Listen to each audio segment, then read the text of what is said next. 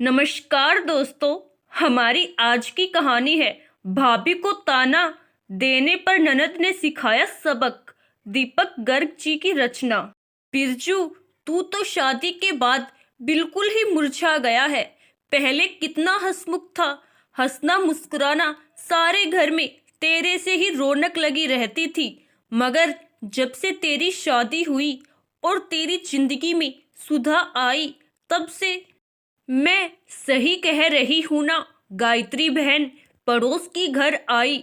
दया बहन ने एक बार फिर से सुधा पर ताना कसते हुए कहा।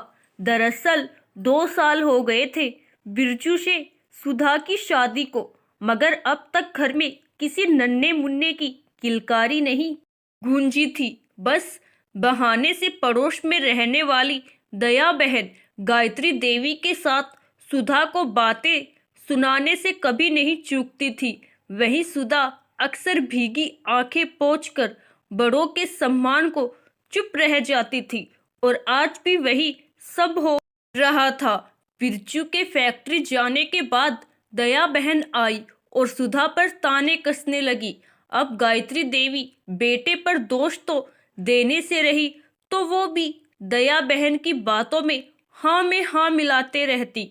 तभी सुधा की छोटी ननद गीता स्कूल से घर में घुसी और दया आंटी को हमेशा की तरह आज फिर से वही बातें दोहराते कहते सुनकर बोली।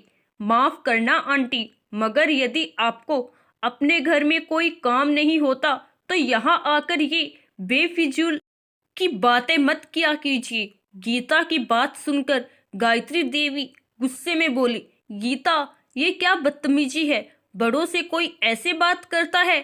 माफी मांगो अभी। मम्मी, मैं आंटी से माफी जरूर मांगूंगी, मगर पहले आंटी और आपको भाभी से माफी मांगनी चाहिए। क्यों, क्या गलत कहा?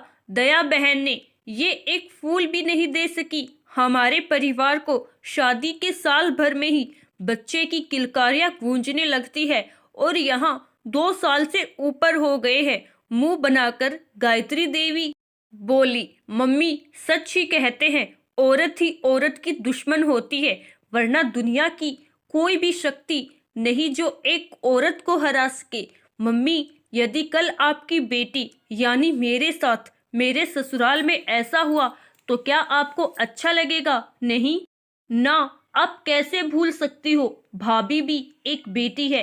क्या गुजरती होगी आंटी के तानों से उन पर? और कौन कहता है भाभी माँ नहीं बन सकती? एक दिन जरूर उनकी गोद भरेगी। अरे रहने दे, बंजर जमीनों पर कभी पेड़ों की आशा दिन में सपनों के देखने जैसी बात होती है। माफ करना आंटी, ये दकियानूसी सोच आपकी होगी। मेरी भाभी तो माँ कब की बन चुकी है। हाँ, मैं सच कह रही हूँ। मैं उनकी छोटी ननद जरूर हूँ, मगर ये जब से यहाँ आई तब से मेरी माँ बनकर मेरी परवरिश कर रही हैं। एक छोटी ननद भी तो बेटी होती है ना भाभी माँ? कहकर गीता दौड़ते हुए सुधा के गले लग गई। सुधा के सीने से लगी गीता से सुधा को सचमुच मातृत्व के सच्चे सुख का एहसास हो रहा था। वह भीगी हुई पलके पोंछ गीता को चूम रही थी, तो वही गायत्री देवी के साथ साथ दया बहन का सिर शर्मिंदगी से झुका हुआ था। आशा करती हूँ दोस्तों आपको हमारी आज की कहानी जरूर पसंद आई होगी। धन्यवाद।